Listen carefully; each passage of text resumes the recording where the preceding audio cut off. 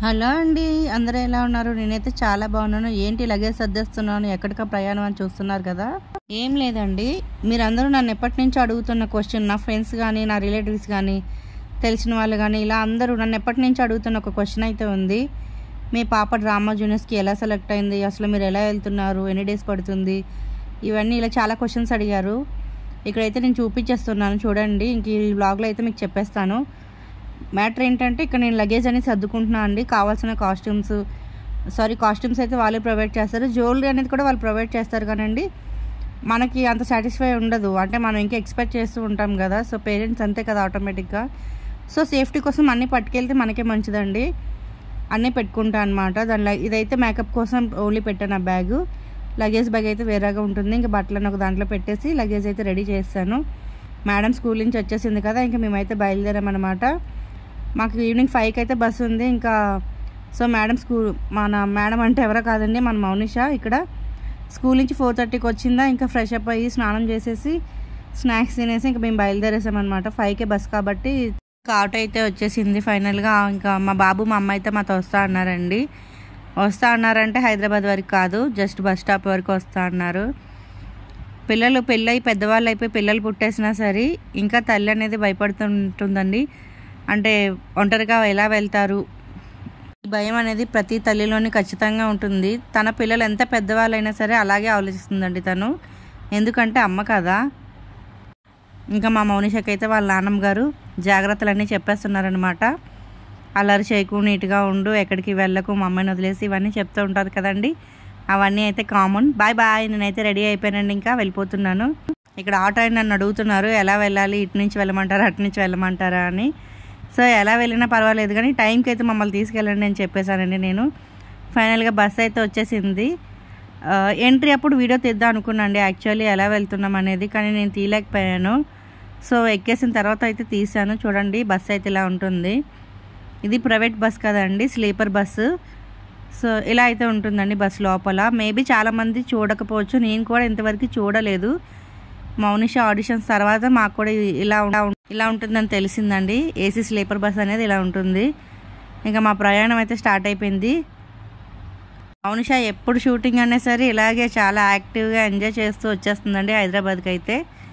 చూస్తున్నారు కదా దాని కోతి చేష్టలన్నీ ఎలా చేస్తుందో అసలు. లైట్స్ ఆఫ్ చేస్తే ఇలా ఉంటుందండి బస్సులో అయితే. డిన్నర్ కోసం మాకు బస్ అయితే ఒక దగ్గర ఆఫ్ చేశారండి.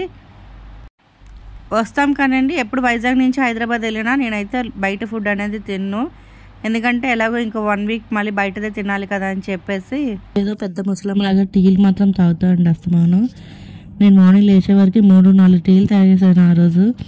అసలు నేను నార్మల్గా అయితే అన్ని టీలు తాగను, కానీ ఆ రోజు ఏమైందో తెలియదు, సరిగ్గా నిద్ర పట్టకపోవడం వల్ల ఏమో బస్సు ఆపిన ప్రతిసారి టీ కనిపిస్తే చాలా వెళ్ళి టీ తాగేసేదాన్ని. ఎర్లీ మార్నింగ్ 6 o'clock అవుతుందండి నేను బస్సు దిగేసరికి. సో చూడండి మార్నింగ్ ఎంత ఫ్రెష్గా ఉంటుందంటే అంత బాగుంటుంది అసలు. ఇంకా మేము బస్సు దిగిన వెంటనే కూడా అమీర్పేటలో దిగుతాం కదండి బస్సు అనేది. సో బస్సు దిగిన వెంటనే ఇక్కడ టీ స్టాల్ అయితే ఉంటుంది. మేము వెళ్ళే హోటల్కి స్టార్టింగ్లో టీ స్టాల్ ఉంటుంది. అక్కడ టీ అయితే చాలా అంటే చాలా బాగుంటుందండి. అది తాగిన వెంటనే చాలా రిఫ్రెషింగ్గా అనిపిస్తుంది.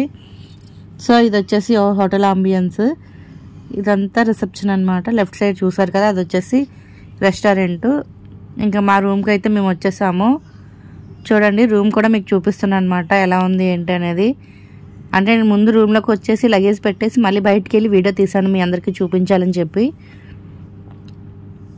రూమ్ కూడా చాలా బాగుంటుందండి. అంటే ఇలాంటివన్నీ రెగ్యులర్గా ఫేస్ చేసే వాళ్ళు అయితే ఎలా ఉంటుందో ఎక్స్పీరియన్స్ తెలియదు, కానీ అప్పుడప్పుడు ఇలా చూసే వాళ్ళకి మాత్రం చాలా హ్యాపీగా అనిపిస్తుంది. అంటే ఇంటి దగ్గర ఉంటే ఇంత లగ్జరీగా ఉండలేము కదా యాక్చువల్లీ. మిడిల్ క్లాస్ ఫ్యామిలీస్ అంతేనేమో అండి. ఇక్కడ డెస్క్ ఓపెన్ చేసి మీకు చూపిద్దాం అనుకున్నాను, కానీ అది సరిగ్గా రాలేదు, అందుకే ఇంకెందుకని వదిలేసాను. ఇంక నేను ఫ్రెష్ అప్ అయిపోయి కిందకైతే వెళ్ళిపోతామండి. ఎప్పుడు కూడా టిఫిన్ సెక్షన్ అయితే స్టార్ట్ అయిపోతుంది. చూడండి ఇక్కడ టిఫిన్ అయితే స్టార్ట్ అయిపోయింది కదా. ఇక్కడ వచ్చేసరికి మార్నింగ్ టిఫిన్ దగ్గర నుంచి నైట్ డిన్నర్ వరకు కూడా ప్రతి మెనూలోనే ఒక 10 రకాల ఐటమ్స్ అయితే ఉంటాయండి ఖచ్చితంగా. మేము వెళ్ళిన రోజు మార్నింగ్ అయితే ఇక్కడ వాటర్ మెలన్స్ అలాగే టిఫిన్స్ అయితే పెట్టేశారు. సాంబారు, పల్లీ చట్నీ, ఇక్కడ మనం ఉప్మా అంటాము, అక్కడ టమాటా బాత్ అంటారండి. అలాగే వడలు, ఇడ్లీలు ఇలా అన్ని రకాలు కలిపి పెట్టేశారు. ఎవరికి నచ్చినంత వాళ్ళు వేసుకోవచ్చు అండి. ఎన్నిసార్లు నచ్చితే అన్నిసార్లు వేసుకొని తినచ్చు. లిమిట్ ఏమి ఉండదు, అన్లిమిటెడ్గానే తినచ్చు. ఇంకా ఇక్కడైతే పిల్లలందరూ టిఫిన్ చేసేసి 5th ఫ్లోర్కి అయితే వెళ్ళి రిహార్సల్కి స్టార్ట్ అయిపోతారు. ఇది వచ్చేసి వాళ్ళకి ఎనర్జీ డ్రింక్ టైప్ అండి.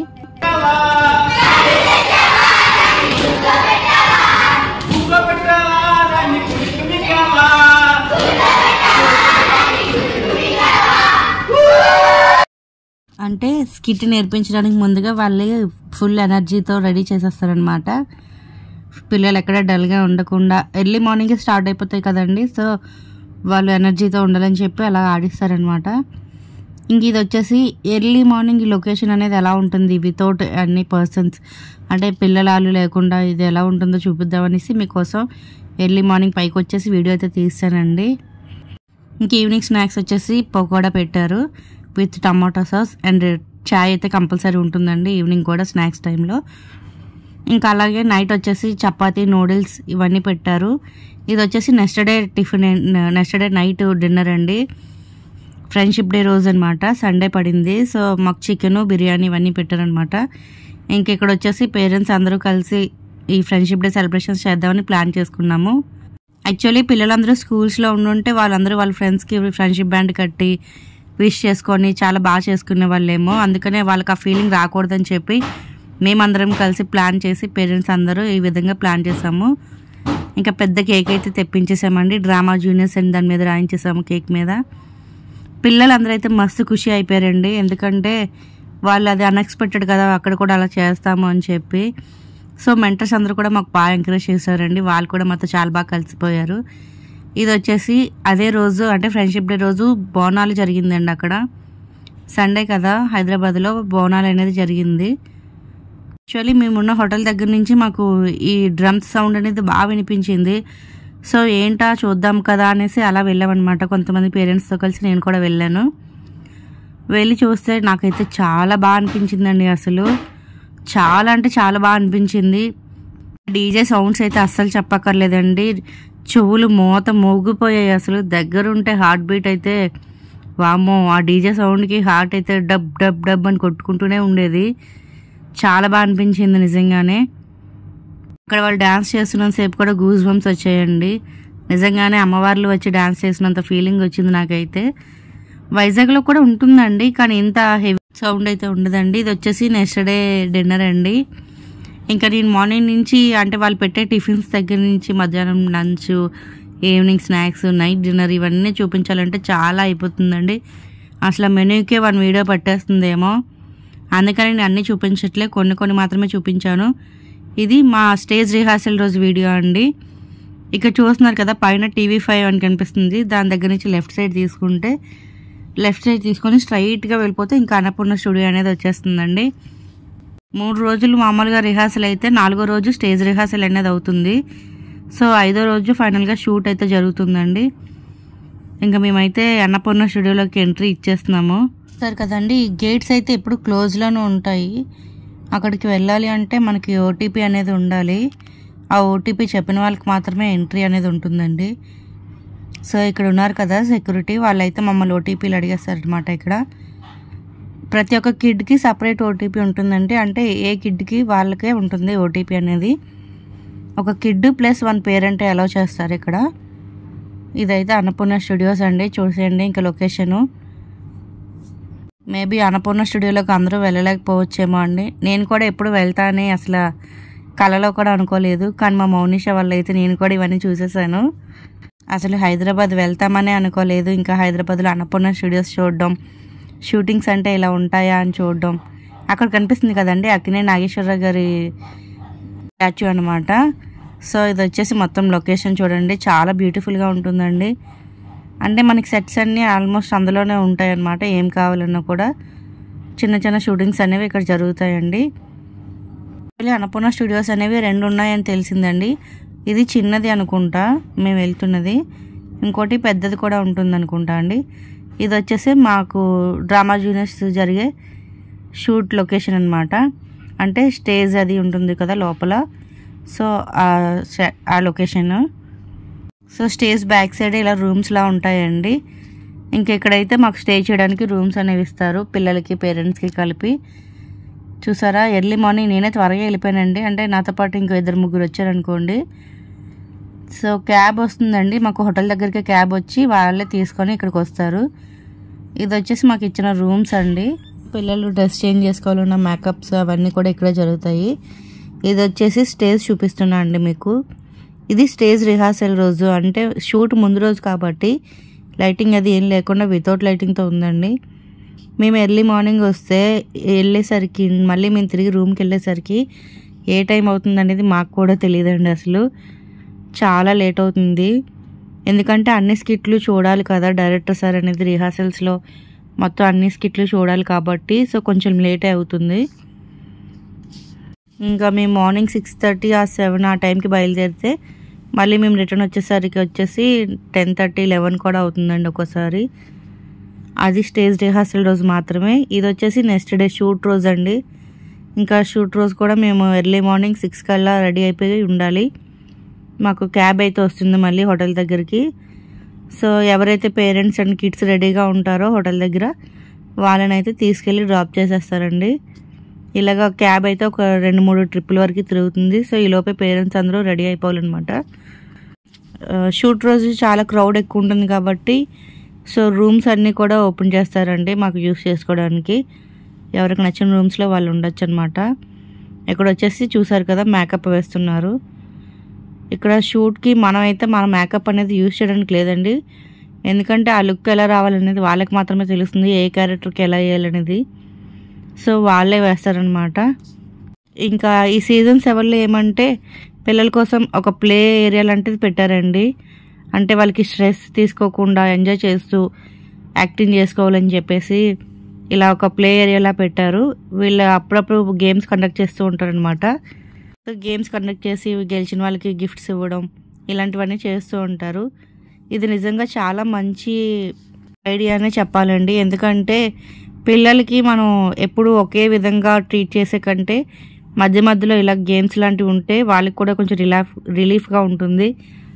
సో వాళ్ళు కూడా ఎంజాయ్ చేస్తూ ఏ పనైనా చేయాలనిపిస్తుంది అనమాట. ఇంక ఇక్కడ రింగ్ గేమ్ అయితే పెట్టేశారు. వాళ్ళు ఏమంటే ఆ రింగ్స్ మధ్యలోంచి వెళ్ళి ల్యాడర్ ఎక్కి దిగిన తర్వాత ఒక రింగ్ పికప్ చేసుకొని వచ్చి మళ్ళీ ఇక్కడ ఈ క్యాప్స్లా కనిపిస్తున్నాయి కదండి వాటిలో వేయాలన్నమాట. సో ఎవరు ఎక్కువ వేస్తే వాళ్ళే వినరని అదొక చిన్న గేమ్లా పెట్టారనమాట. కిడ్స్ ఇద్దరు అయితే చాలా బాగా ఆడారండి. వాళ్ళిద్దరూ మంచి ఫ్రెండ్స్ కూడా యాక్చువల్లీ. సో పోటాపోటీగానే ఆడారు, చాలా బాగా ఆడారనమాట. ఒక పక్క గేమ్స్ ఆడే వాళ్ళు ఆడుతున్నారు, ఇక్కడ మేకప్ వేసే వాళ్ళు వేస్తున్నారు. నెక్స్ట్ స్కిట్లకి రెడీ అయిపోవాలన్నమాట. అంటే ఒక స్కిట్ తర్వాత ఒకటి. ఇక్కడ మా మౌనిష ఫేస్ చూసారా ఎంత డల్ పెట్టిందంటే, ఇంకా నైట్ ఆల్మోస్ట్ 3:30 అవుతుందేమో ఆ టైంలో మళ్ళీ దానికి మేకప్ వేస్తుందన్నమాట వేరే స్కిట్ కోసం. సో అంటే ఒకే రోజులో ఒక 2-3 ఎపిసోడ్స్కి అయితే ప్లాన్ చేస్తారు కదండి, అందుకోసమనే వేరే స్కిట్ కోసం తనకి అక్కడ మేకప్ వేయాల్సి వచ్చింది. అందుకని తను చాలా డల్ అయిపోయింది. ఆల్మోస్ట్ 3:30-4 ఆ టైంలో మంచి నిద్ర వస్తుంది కదండి. ఇంక ఇక్కడ చూడండి మేము వచ్చేసరికి మళ్ళీ ఎంత టైం అయిందంటే మార్నింగ్ 7 అయింది. మళ్ళీ మేము రూమ్కి వచ్చేసరికి, అంటే ముందు రోజు మార్నింగ్ 7కి వెళ్ళాము, మళ్ళీ నెక్స్ట్ డే మార్నింగ్ 7కి వచ్చాము రూమ్కి. సో షూట్ రోజు మాత్రం చాలా లేట్ అవుతుందండి, ఎందుకంటే మరి వాళ్ళు కూడా అన్ని ప్లాన్ చేసుకొని అంతా చేయాలి కాబట్టి కొంచెం లేట్ అవుతుంది. మార్నింగ్ నుంచి ఈవినింగ్ వరకు రూమ్లో ఏం చేస్తారని మాత్రం మమ్మల్ని అడగండి అసలు, ఎందుకంటే నిద్ర ఉండదు కాబట్టి ఫుల్ పడుకుని పోతాము, ఇంకేం జరుగుతుందో కూడా తెలియదు. ఇంకా నెక్స్ట్ డే అదే రోజు మేము షూట్ అయిపోయిన వచ్చిన తర్వాత రోజు ఈవినింగ్ అయితే మళ్ళీ వైజాగ్కి బస్సు ఎక్కేస్తామండి. బస్సు ఎక్కేసరికి ఆల్మోస్ట్ 8:30, 9 అయింది కాబట్టి ఆ టైంలో లైట్స్ కూడా ఆఫ్ చేసి ఉన్నాయి బస్సులో. సో వీడియో అంత ఏం క్యాప్చర్ చేయలేదు. ఇది వచ్చేసి ఇంటికి వచ్చేసిన తర్వాత వీడియో అండి. చూడండి ఇక్కడ నా కోసం మా బాబు అయితే వెయిటింగ్ చేస్తూ ఉన్నాడు. యాక్చువల్లీ వాడు స్కూల్ టైం అయింది, టిఫిన్ వాడైతే అయిపోయాడు అనమాట. కరెక్ట్. ఏదేమైనా సరే ఫుల్గా అంటే నేను దీని యొక్క ఫీడ్బ్యాక్ చెప్పాలి అంటే చాలా హ్యాపీగా అనిపిస్తుందండి. మేము అక్కడికి వెళ్ళిన దగ్గర నుంచి షూట్ రిహార్సల్ స్టార్ట్ అయిన దగ్గర నుంచి షూట్ అయిపోయి తిరిగి మేము హోటల్కి వెళ్ళేంత వరకు కూడా వాళ్ళు చాలా కేరింగ్గా ఉంటారు.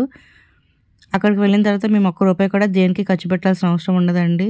అంటే పర్సనల్గా మనం ఏదైనా షాపింగ్ చేసుకోవాలంటే తప్ప మనకైతే దేనికి కూడా ఒక్క రూపాయి కూడా దేనికి ఖర్చు అవ్వదండి.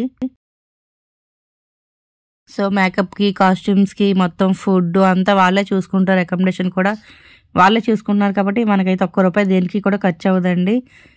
నాకైతే చాలా చాలా నచ్చింది డ్రామా జూనియర్స్ అనేది. థ్యాంక్ యూ సో మచ్ అండి జీ తెలుగు టీమ్ మెంబర్స్ అందరికీ కూడా.